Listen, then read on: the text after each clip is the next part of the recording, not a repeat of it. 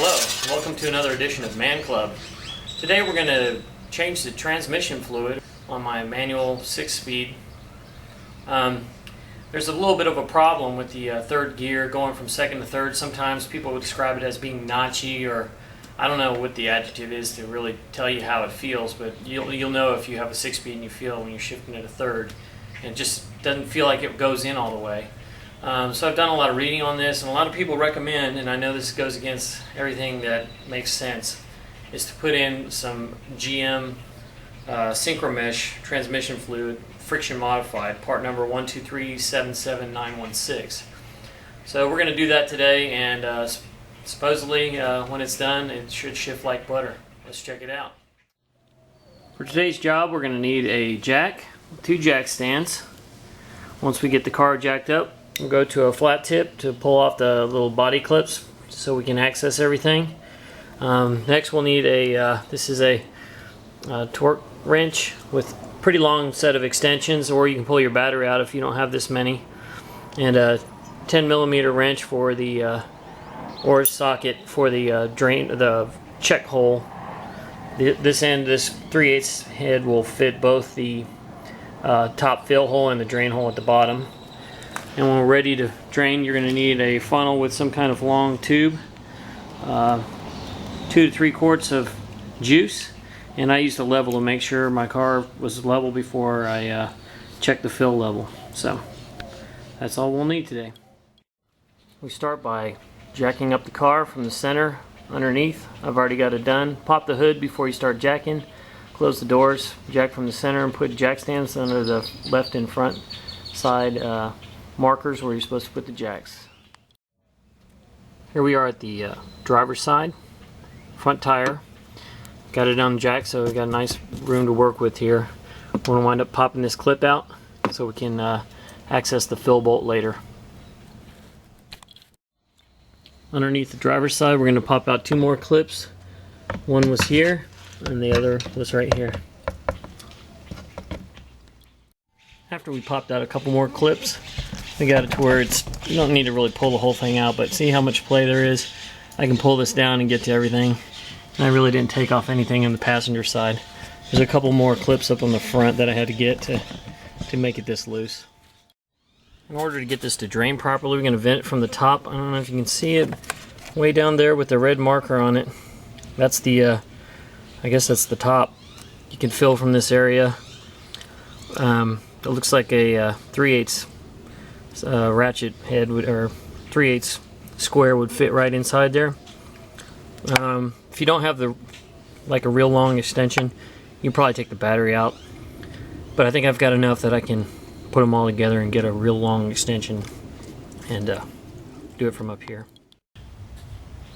It was torqued on there pretty good, so I wound up using this old broken torque wrench, which is basically like a nice breaker bar. If you got a breaker bar, you probably get it because you need a little leverage, especially with how long that is. I mean, this to give you an idea how long of an extension. You can see how many pieces that is together. So if you don't got all that, just take your battery out, and you can see now it's out. It's right here and properly vented. Okay, next we come underneath. Here's the drain plug right here. Same setup. It's got a 3/8 square. We just stick our ratchet or my breaker bar in here. We're going to loosen that, and we're going to catch it with our receptacle. Out it comes. I temporarily put this clip in just kind of hanging there so it didn't get in the way. But you can see it's draining. The way the car's sitting, because it's up on the jacks, we're not going to get it all out. So what I'm going to do, instead of dropping it all, I'm just going to go jack up the back end and make it level so it pours the remainder out. I mean, the fluid looks pretty good. It's pretty clean, but just not doing it in the third gear for me. Okay, I jacked it up from the back. You can see now I'm actually leaning a little bit forward, which should help get all that old fluid out. Alright, we're down to a dribble here. I think it's almost good. We're going to replace the crush washer, and we're going to tighten this back down. Okay, so we put our new crush washer on. We set our torque wrench to 29 foot-pounds, and we're going to tighten this guy back up.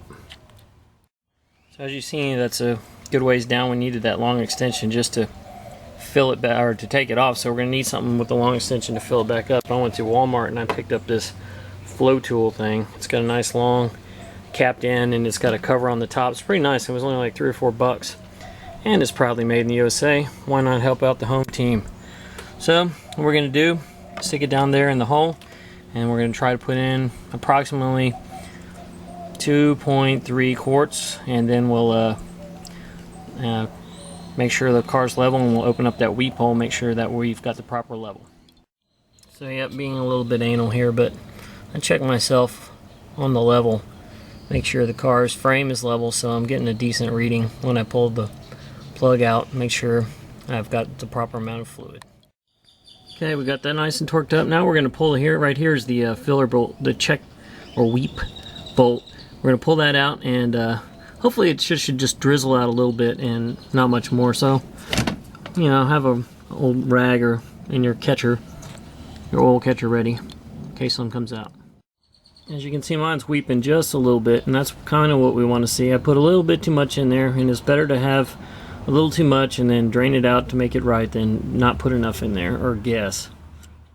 Alright, it slowed down to a small drip, and I'm thinking 2.3 was way too much. I think I'd start at 2 next time, because it almost seemed like about 0.3 a quart came back out, so we gave it a little flush, let's just call it that. And okay, we changed our crush washer on our check valve, or check plug or whatever, and we're gonna put it back in.